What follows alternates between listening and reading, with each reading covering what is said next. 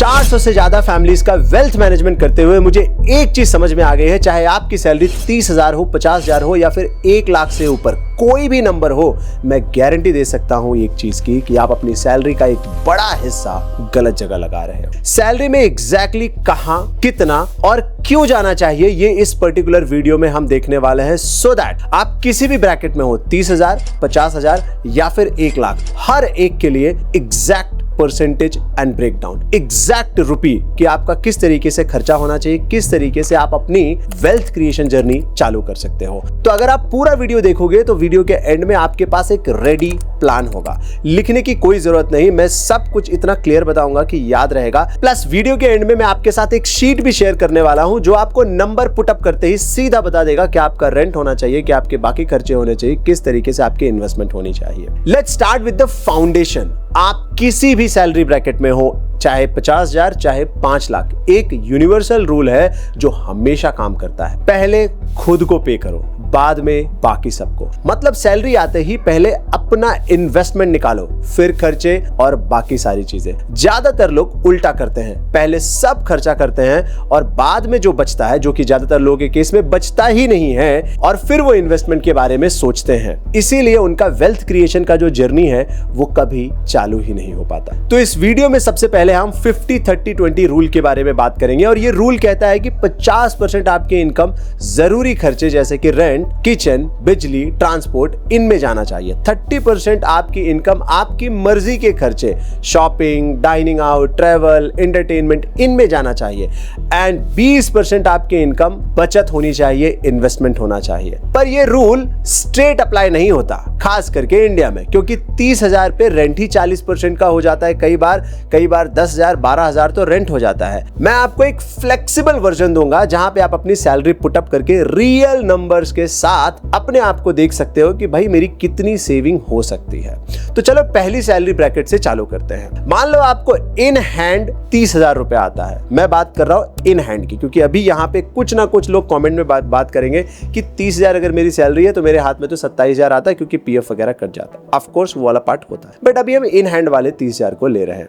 अब इस 30,000 में आप किस तरीके से अपना बजट कर सकते हो। देखो, आप जिस भी सिचुएशन में हो, जहां पे भी हो, अगर आप बजटिंग नहीं करोगे, बिलीव मी, आप कभी भी वेल्थ क्रिएशन की जर्नी शुरू ही नहीं कर पाओगे। आज के टाइम पे सबसे ज्यादा जरूरी क्या है? डेटा। कोई भी कंपनी हो, कोई भी सिस्टम हो, कोई भी बिजनेस हो, वहां पे डेटा चाहिए होता है कि क्या इन है, क्या आउट। बिल्कुल वैसे ही आपको यह पता करना होता है क्या आपके लिए इन है और क्या आपके लिए आउट है। यानी कि जब आप इन दोनों डेटा को आमने सामने रखोगे तो आपको पता लगना चाहिए आप प्रॉफिटेबल हो या फिर आप लॉस मेकिंग कर रहे हो। अगर आप लगातार नेगेटिव जा रहे हो, लगातार लोन ले रहे हो, तो this is your time to check your data. आज एआई के टाइम पे डेटा ही सबसे बड़ा खजाना है। But when it comes to your own personal finance, आपने कभी अपना डेटा देखा? शायद नहीं। This is the time. मैंने यहाँ पे एक बजट शीट बनाई है। सबसे पहले आप वो सारे सेगमेंट लिखिए जहां पे आपके खर्चे हो रहे हैं, जैसे रेंट, किचन, ट्रांसपोर्ट, फोन या इंटरनेट, और अदर एक्सपेंसेस हो सकते हैं जैसे कि मेडिसिन, क्लोथिंग, सेल्फ, ऐसी बहुत सारी चीजें। इंश्योरेंस, आपका इंश्योरेंस वाला पार्ट,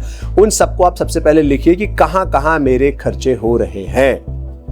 एक बार आपने ये नोट कर लिया, उसके बाद उनके सामने आपको लिखना है कि कितने खर्चे हो रहे हैं। देन फिर आपको ये समझ में आएगा कि जो मेरा टोटल खर्चा हो रहा है वो मेरी इन हैंड सैलरी से, यानी इन हैंड सैलरी अगर मेरी 30,000 है, उससे ज्यादा हो रहा है या कम। अगर उससे ज्यादा आप खर्चा कर रहे हो, इसका मतलब आप लोन लेने की तैयारी कर रहे हो। बहुत जल्द ही आप लोन के साइकिल में फंसने वाले हो, आप क्रेडिट कार्ड के साइकिल में फंसने वाले हो। ऐसा नहीं करना है।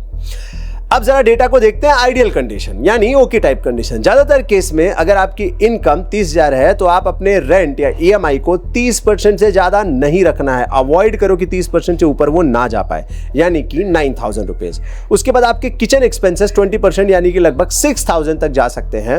आपका ट्रांसपोर्ट या मेट्रो एक्सपेंसेस 15%, यानी कि लगभग 4,500 रुपए तक जा सकते हैं। And then phone and internet आप 1,500 रुपए पर महीना तक इसको ले सकते हो। अदर एक्सपेंसेस जो कि इसमें कहीं कैलकुलेटेड नहीं, कभी आप फोन खरीद रहे हैं, कभी ईयरफोन खरीद रहे हैं, कभी कुछ और चीजें ले रहे हैं, तो उसको मैंने अदर एक्सपेंसेस में डाल दिया है 10%, यानी 3,000 रुपए, यानी साल भर में 36,000 रुपया। And then insurance, this is very important, you should be very clear कि आपका health insurance and term insurance होना चाहिए। टर्म इंश्योरेंस अगर आप थोड़ा डिले करना चाहते हो फिर भी मैं उसको चलो मैं मान लूंगा, वैसे तो मेरे हिसाब से आपको लेना ही चाहिए, बट लेट्स से अगर आपको डिले भी करना है तो बट हेल्थ इंश्योरेंस आपके पास होना ही चाहिए। तो इसीलिए मैंने उसको बजट में रखा है 8% ऑफ योर सैलरी, यानी कि लगभग 2500 पर मंथ, जो कि आता है लगभग 30,000 रुपया सालाना। बाय द वे 15-20,000 रुपए में भी अच्छा इंश्योरेंस मिल जाता है। ये मैंने इंश्योरेंस पे डिटेल वीडियो बना रखा है, आप इसको देखो, आपको समझ में आ जाएगा। बट फिर भी हमने एक बजट रखा। ऑफ कोर्स इन नंबर्स में आप थोड़ा वेरिएशन कर सकते हो, थोड़ा बहुत चेंज करके देख सकते हो। एंड देन फिर आपको मालूम पड़ेगा कि हाँ, मेरा टोटल एक्सपेंस अगर लेट्स से 26,000 आ रहा है, तो आपके पास सेविंग कैपेसिटी कितनी हो गई? 3,600। This is your saving capacity.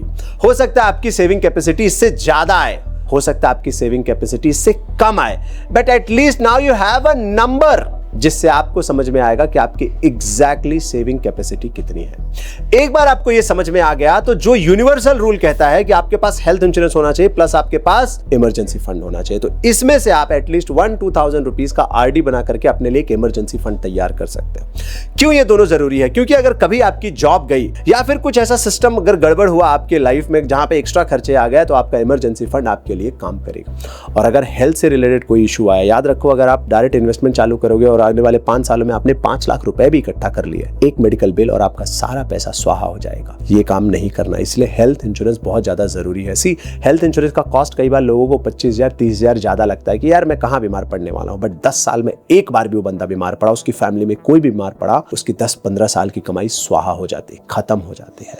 इसीलिए यूनिवर्सल रूल सबसे पहले यही कहता है कि अपने आप को गार्ड करो। जो मेरा ग्रो फ्रेमवर्क है, जो मैं सिखाता भी हूं लोगों को, G फॉर गार्ड, सबसे पहले अपने आप को गार्ड करो। एंड गार्ड में हम क्या बात कर रहे हैं? Term insurance, health insurance and E for emergency fund. तो इसको याद रखो, the guard, T for term insurance, H for health insurance, E for emergency fund. So अपने आप को सबसे पहले गार्ड करना है। एंड देन फिर आता है अपने आप फाइनेंसेस को आप देखते हो, विच इज रिकॉर्ड करते हो। एक बार आपको आपके फाइनेंसेस का बेसिक आइडिया आना चालू होता है कि अच्छा मेरा ये फाइनेंसेस है, उसके हिसाब से आप उसको ऑल्टर कर सकते हो। मे बी आप अपना रेंट कम कर सकते हो, मे बी आप अपने दूसरे खर्चे कम कर सकते हो। It's up to you, because you want to create wealth. If you are in a zone की नहीं सर मेरा तो कुछ हो ही नहीं सकता, देन फिर ये वीडियो आपके लिए नहीं है। If you are not looking for a new possibility, तो फिर जैसा पुराना चल रहा है वैसे ही पुराना चलता रहेगा, तो वेल्थ भी पुराने जैसा ही बनेगा। 10 साल जॉब कर लो, 15 साल कर लो, 25 साल कर लो, आसपास नजर घुमा करके देखो, लोगों की सैलरी से वेल्थ कभी बनती ही नहीं है। एंड याद रखो, ये कोई अंतिम प्लान नहीं है, ये शुरुआत करने की बात है। एंड देन ऑफ कोर्स उसके बाद आप इसमें मॉडिफाई करते रह सकते हो। सबसे बड़ी गलती लोग यही करते हैं कि उनको लगता है कि मेरी तो बचत ही 500-1000 रुपए की हो रही है, तो इसको क्यों करना है, जाने दो। नहीं, सबसे पहले आपको शुरू करना है। एंड देन ऑफ कोर्स आपकी इनकम धीरे धीरे बढ़ती है, तो आप अपने इन्वेस्टमेंट को रैंप अप करते हो। मैं आपको एक छोटा सा डिटेल बताता हूं। अगर आप सिर्फ 2,000 रुपए से भी चालू कर सकते हो, और अगर आप 25 साल की आपकी एज है, तो अगले 30 साल तक 12% का एवरेज रिटर्न लेने के बाद, लेट्स से वो 11 भी आ सकता है, 13 भी आ सकता है, 10 भी आ सकता है, अभी हमने 12 मान करके चल रहे हैं, तो आपके पास रफली 70 लाख रुपए हो, और आपने लगाए कितने होंगे? सिर्फ 7,20,000, यानी कि 63 लाख एक्स्ट्रा आपके बने हैं सिर्फ कंपाउंडिंग से। ये वो मैजिक है, सिर्फ टाइम देता है, और टाइम तभी मिलता है जब आप जल्दी शुरू करते हो। सो 30,000 की सैलरी में भी 2,000 की SIP पॉसिबल है, उसको आज से शुरू करो। नाउ सेकेंड पार्ट, कि नहीं सर मेरी तो 30,000 सैलरी नहीं है, मेरी तो 50,000 है, या फिर आपकी 30,000 सैलरी है और आप आगे फ्यूचर में 50,000 तो पहुंचोगे ही, तो 50,000 वाले सेगमेंट को देख लेते हैं। अगेन मैंने नंबर्स को बिल्कुल वैसे के वैसे ही प्लॉट किया है। यहां पे देखो, इन हैंड, नोट करना मैं इन हैंड की बात कर रहा हूं। ऑफ कोर्स आपका इन हैंड कुछ और है, लेट्स से 45 है, तो आप इसको चेंज कर सकते हो 45, दैट्स इट, ये हाईली चेंजेबल है। देन 50 में से आपका 30% अगेन रेंट वगैरह में चला जाएगा, 15,000। किचन के एक्सपेंसेस हो सकता है आपके 10,000 तक हो जाए, ट्रांसपोर्ट एंड मेट्रो ये होगा, फिर फोन, फिर उसके बाद अदर एक्सपेंसेस 5,000 तक आपके पास कैपेसिटी है, एंड 2,500 तक आपका इंश्योरेंस, यानी सालाना 30,000 रुपए आप इंश्योरेंस में डाल सकते हो। बचत कितनी हो सकती है? 8,000 तक हो सकती है। Chance, I am not saying कि 100% यही हो रहा होगा, मे बी 2,000-3,000 ही हो, मे भी 10,000 भी हो सकता है। It depends on your background और आप किस तरीके से अपने खर्चे कर रहे हो। बट याद रखो, आपको सबसे पहले नंबर्स को प्लॉट करना है। कई बार क्या होगा, वीडियो देखने के बाद आप बस हवा में सोचोगे कि अरे ये तो नहीं होगा, ऐसा नहीं होगा, वैसा नहीं होगा, and you will not even plot your number. Important point is plot your number. And एक बार आप अपना नंबर प्लॉट कर लोगे तो आपको फिर समझ में आएगा, अगेन वही universal rule, health insurance, term insurance and then emergency fund. आपको इमरजेंसी फंड बनाना है। एंड टर्म इंश्योरेंस आपको तो बहुत इजीली मिल जाएगा, हार्डली 10,000 रुपए में 1-8 करोड़ तक का कवर मिल जाता है। मान लो आपको कुछ हो जाता है, डेथ हो जाती है तो कम से कम फैमिली को वो पैसा काम आएगा। हम सब फैमिली के लिए ही काम कर रहे हैं। बहुत रेयर आपको कोई मिलेगा जो बोल रहा है मैं सेल्फ के लिए काम कर रहा हूं। सब लोग फैमिली के लिए ही काम कर, बट कोई ऐसा बैकअप नहीं कि भाई अगर मुझे ही कुछ हो गया तो मेरी फैमिली का क्या होगा ना, ऐसा कोई बैकअप नहीं करते। इसीलिए टर्म इंश्योरेंस बहुत ही ज्यादा जरूरी है, बहुत ही ज्यादा जरूरी। अब क्वेश्चन है क्योंकि लोकेश में 5,000 तक बचा सकता हूं तो मैं क्या करूं? तो आप क्या कर सकते हो, आप मे बी 3,000 तक लार्ज कैप फंड में डाल सकते हो, 2,000 तक फ्लेक्सी कैप में डाल सकते हो। मे बी अगर आप ओल्ड टैक्स रिजीम में हो तो कुछ ELSS फंड सिलेक्ट कर सकते हो, या फिर अगर आप चाहो तो कुछ पार्ट डेट फंड में डाल सकते हो ताकि आपका इमरजेंसी फंड बिल्ड हो।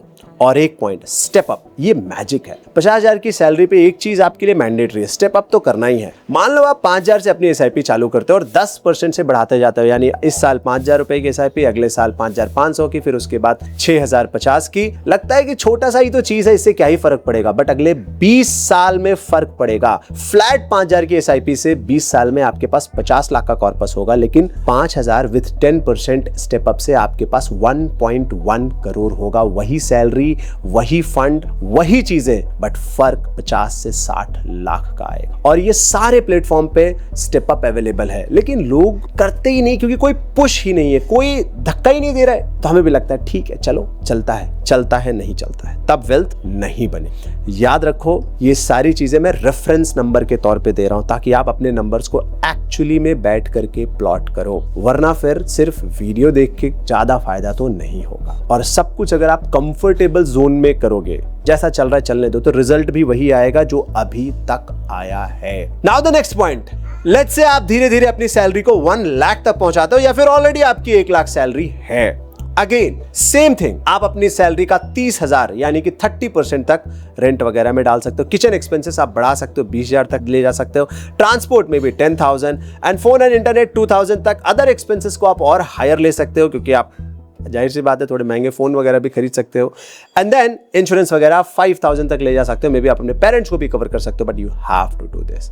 एंड ये सब करने के बाद आपके जो टोटल एक्सपेंसेस आएंगे वो लगभग 77 या 80,000 या 85,000 तक मैक्स टू मैक्स आएंगे। एंड देन आपके पास जो भी पोटेंशियल होगा, मे बी 20,000 का, मे बी 15,000 का, उसमें से आप 5,000 तक अपने इमरजेंसी फंड के लिए, again universal rule, term insurance, health insurance, emergency fund, ये करना ही करना है। And then you start your investment. याद रखो यहाँ पे हैबिट एंड सिस्टम मैटर करता है। अमाउंट आपके वेरी हो रहे होंगे, जितने भी लोग वीडियो देख रहे होंगे, कोई 15,000 की सैलरी वाला भी देख रहा होगा, कोई 1.5 लाख की सैलरी वाला भी देख रहा होगा। पॉइंट है सिस्टम। जब आप एक सिस्टम तैयार करते हो तो वो सिस्टम आपके लिए काम करता है, एल्स आप बस काम करते जाते हो और दूर दूर तक कहीं वेल्थ क्रिएशन का नामो निशान नहीं दिखाई देता। यहाँ पे देखो, आपको वेल्थ का जो इन्वेस्टमेंट है वो ज्यादा दिखाई दे रहा होगा कि भाई ये बंदा तो 23% तक अपनी इन्वेस्टमेंट कर पा रहा है। यहाँ पे जो है आपको कम दिखाई दे रहा है। क्यों? क्योंकि जैसे से आपकी सैलरी बढ़ेगी, किचन और ये सब के एक्सपेंसेस एक पॉइंट के बाद रुक जाएंगे। जैसे फोन एंड इंटरनेट का जो एक्सपेंस है वो तो रुक ही जाएगा कि भाई जितना है उतना ही हो। इंश्योरेंस का है तो ये भी मान लो कम ही हो जाएगा, है ना। 3,000 तक में भी आप पर मंथ तक एक्सपेंस कर सकते हो, तो भी आपके पास ज्यादा बचेगा। क्योंकि अब ऐसा तो है नहीं कि मेरी ज्यादा सैलरी तो मैं ज्यादा खाने लगूंगा। यस, मेरी क्वालिटी ऑफ फूड बढ़ सकती है, बट बहुत ज्यादा मैं नहीं खाऊंगा। तो एक पर्टिकुलर पॉइंट के बाद ना खर्चे बहुत तेजी से एक्सपांड नहीं होते हैं। ये बहुत इंपॉर्टेंट पॉइंट है। तो आप अपने इनकम की पावर को ना वेस्ट मत करो बस इधर उधर के खर्चे बढ़ा करके।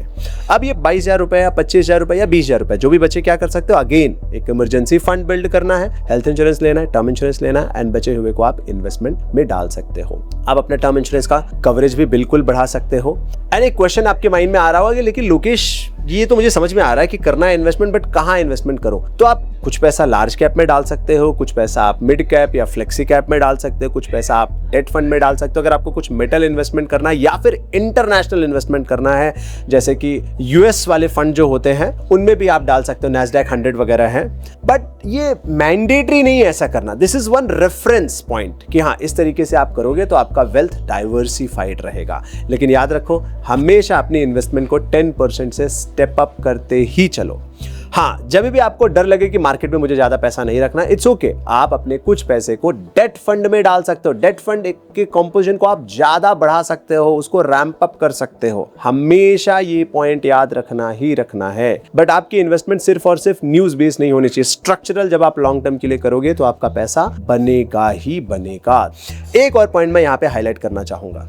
जब आप 30,000 50,000 की सैलरी ब्रैकेट में हो तो आप हैबिट के लिए इन्वेस्टमेंट कर रहे हो। बहुत बड़ा वेल्थ नहीं एक्सपेक्ट कर रहे हो आप, क्योंकि जैसे सैलरी बढ़ेगी तब आपका वेल्थ बनेगा। लेकिन जब आप यहाँ पे इन्वेस्टमेंट कर रहे हो 50,000 के ऊपर सैलरी में आप जब चले आए, तो आप गोल बेस्ड इन्वेस्टमेंट करते हो, क्योंकि फिर आपको क्लियर होता है कि अच्छा मेरे बच्चे का एजुकेशन भी आने वाला है, उसका 10th आएगा, 12th आएगा, ग्रेजुएशन आएगा, मैरिज आएगा, मेरी रिटायरमेंट आएगी, मुझे गाड़ी लेना है, घर लेना है, ये सारी चीजें मुझे करना है।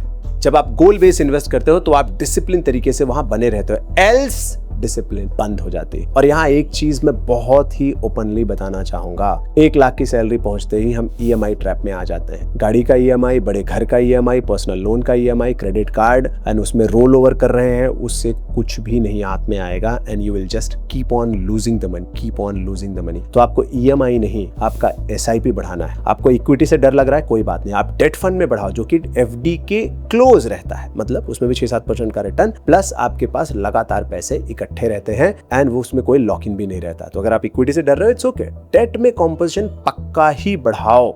और 1 लाख सैलरी या प्लस उससे है तो 80,000 से ज्यादा खर्च मत करो, 20,000 तो कम से कम डालो ही डालो। बट ये सब करने के लिए सबसे पहले क्या करना होगा? सबसे पहले आपको अपना सारा का सारा डेटा प्लॉट करना होगा। अब मैं आपको ये पूरा टेबल जो है कंपैरिजन यहाँ पे स्क्रीन पे डिस्प्ले करा दे रहा हूँ, आप इसको आसानी से देख सकते हो।